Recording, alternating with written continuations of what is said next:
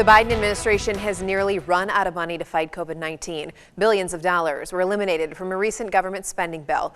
But administration officials say there's still enough to vaccinate children under 5 if it's approved in the future and offer a 4th booster shot to the immunocompromised. Anything else would require Congress to approve more funding.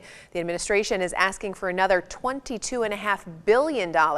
Dr. Cameron Webb, who's on the White House COVID-19 response team, says that funding is essential.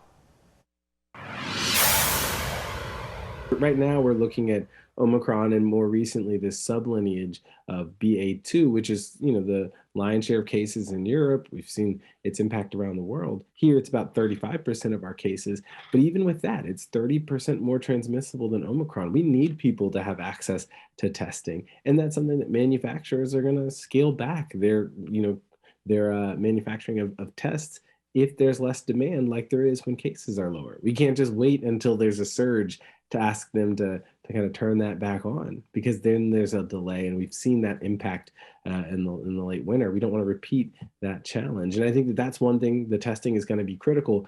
Our therapeutics very effective at preventing hospitalization and death. That's both the pills, which we need additional funding to buy more pills. We only were able to buy 20 million previously, and there are a lot more adults who can benefit from those than 20 million. And then secondly, the vaccines themselves. And the FDA and CDC are currently discussing additional doses of vaccines.